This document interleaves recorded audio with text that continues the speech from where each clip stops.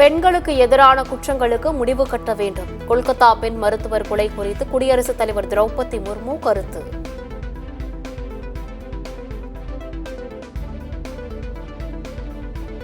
அரசு விரைவு போக்குவரத்து கழகத்திற்கு 90.52 கோடி ரூபாய் மதிப்பில் 150 புதிய பேருந்துகள் சேவை. விளையாட்டுத்துறை அமைச்சர் உதயநிதி ஸ்டாலின் தொடங்கி வைத்தார். மனித விபத்துகளை தடுக்கும் வகையில் ஆவின் பொருட்களை தயாரிக்க தானியங்கி இயந்திரங்கள் அறிமுகம் செய்யப்படும். பால்வளத்துறை அமைச்சர் மனோ தங்கராஜ் தகவல்.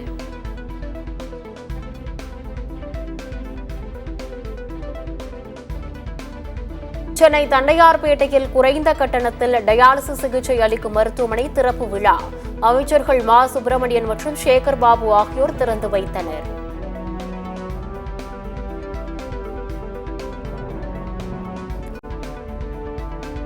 முன்னாள் அமைச்சர் செந்தில் பாலாஜியின் நீதிமன்ற காவல் 57வது முறையாக நீட்டிப்பு. செப்டம்பர் 3ஆம் தேதி வரை நீட்டித்து சென்னை முதன்மை அமர்வு நீதிமன்றம் உத்தரவு. அரக்கோணம் திமுக எம்பி ஜெகத் ரட்சகனுக்கு 908 கோடி ரூபாய் அபராதம் விதித்தது அமலாக்கத்துறை. 89 கோடி ரூபாய் மதிப்புடைய சொத்து ஆவணங்கள் பறிமுதல். சிங்கப்பூர் உள்ளிட்ட நாடுகளில் சட்டவிரோதமாக பண பரிமாற்றம் செய்ததாக இடி தொடர்ந்த வழக்கில் நடவடிக்கை.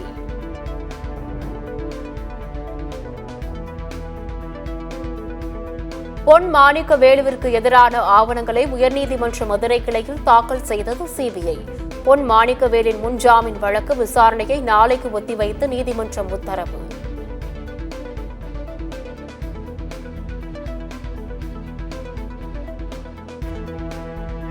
கிருஷ்ணகிரி பாலியல் துன்புறுத்தல் விவகாரத்தில் தமிழ்நாடு அரசு புலன் விசாரணையை தாக்கல் செய்ய சென்னை உயர்நீதிமன்றம் உத்தரவு.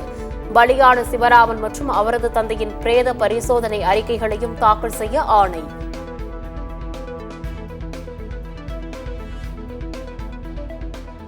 ஸ்ரீவைகுண்டம் தாமிரபரணி ஆற்று அணைக்கட்டில் ஷட்டர் சேதமடைந்ததால் வீணாக கடலுக்கு செல்லும் தண்ணீர். பொதுப்பணித்துறை கட்டுப்பாட்டில் உள்ள ஷட்டரை உடனே சீரமைக்க பொதுமக்கள் கோரிக்கை.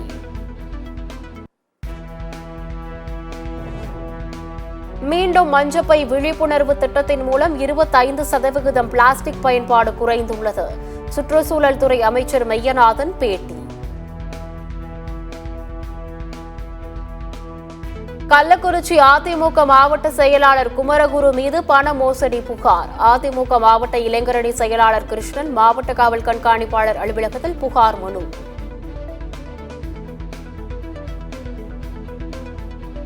ராஜஸ்தானில் நிப்போல் ஆற்றை கடக்க முயன்ற போது வெள்ளத்தில் அடித்து செல்லப்பட்ட லாரி. சிமெண்ட் லோடு ஏற்றி சென்ற லாரி வெள்ளத்தில் அடித்து செல்லப்படும் பதை பூட்டும் வீடியோ.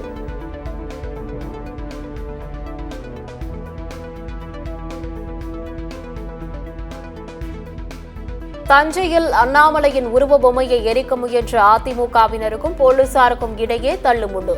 காவலர் ஒருவர் அதிமுக நிர்வாகியை அடித்ததால் பெரும் பரபரப்பு.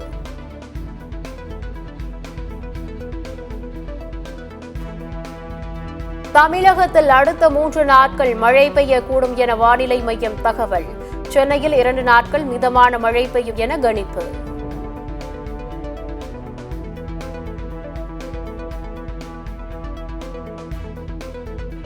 சரக்கு வேன் லாரிகளில் பொதுமக்களை ஏற்றி சென்றால் கடும் நடவடிக்கை எடுக்கப்படும்.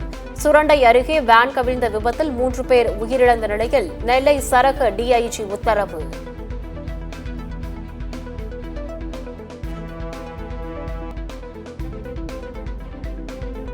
சென்னை குன்றத்தூர் அருகே சாலையை ஆக்கிரமித்திருந்த கட்டிடங்கள் இடித்து அகற்றம். குடியிருப்பு வாசிகள் கடை உரிமையாளர்கள் வாக்குவாதம்.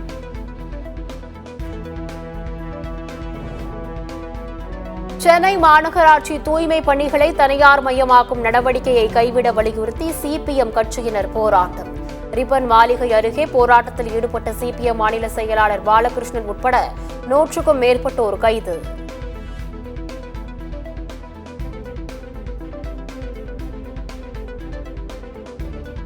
கடலூரில் மாயமான குப்பை சேகரிப்பு வாகனங்கள். மேயரின் எச்சரிக்கையை அடுத்து 60 வாகனங்களும் அதிரடியாக கொண்டுவரப்பட்டு நிறுத்தப்பட்டன.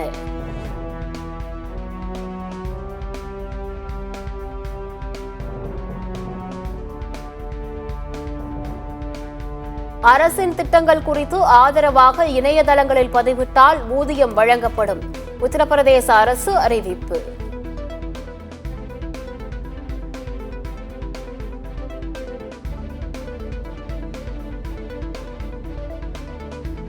மேற்கு வங்கத்தில் பெண் மருத்துவர் கொலை செய்யப்பட்டதை கண்டித்து நடைபெற்ற பேரணி. போராட்டக்காரர்கள் மற்றும் காவல்துறையினர் இடையே பயங்கர மோதல்.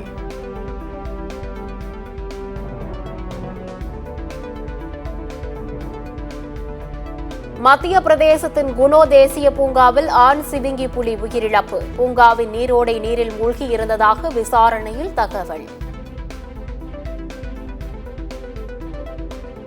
சூப்பர் மைக்ரோ கம்ப்யூட்டர் நிறுவனம் சுங்கவரி செலுத்துவதில் முறைகேடு. ஹிண்டன்பர்க் நிறுவனம் அடுத்து அதிரடி.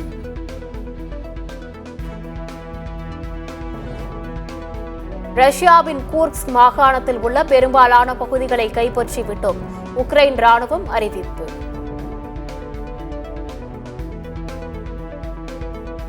ஆட்டிசம் பாதிக்கப்பட்டவர்களுக்கு ஆன்லைன் விளையாட்டுகள் மூலம் சமூக திறன்கள் மேம்பாடு.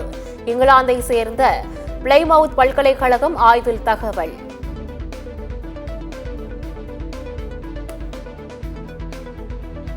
போட்டியின் போது மைதானத்தில் மயங்கி விழுந்த கால்பந்தாட்ட வீரர் உயிரிழப்பு.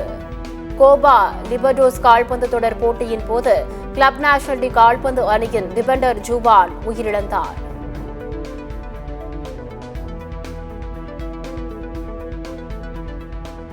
ரொனால்டோவிற்கு சிறப்பு விருது அளித்துள்ளதாக யுஇஎஃப்ஏ அறிவிப்பு.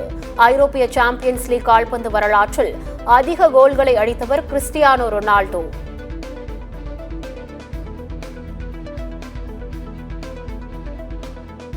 பாரிஸில் 17வது பாராலிம்பிக் போட்டிகள் இன்று இரவு தொடக்கம். பாராலிம்பிக் போட்டிகளை ஒட்டி கூகுள் நிறுவனம் சிறப்பு டூடலை வெளியிட்டுள்ளது.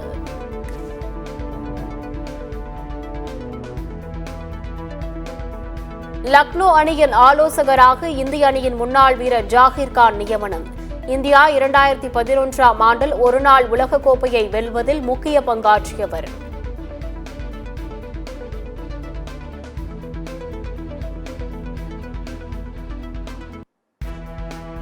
விண்வெளியில் சூரியனை விட 500 டிரில்லியன் மடங்கு அதிக பிரகாசம் கொண்ட பொருள் கண்டுபிடிப்பு. ஐரோப்பிய தெற்கு ஆய்வகத்தின் ESOVLT எனப்படும் மிகப்பெரிய தொலைநோக்கி மூலம் விஞ்ஞானிகள் கண்டுபிடித்துள்ளனர்.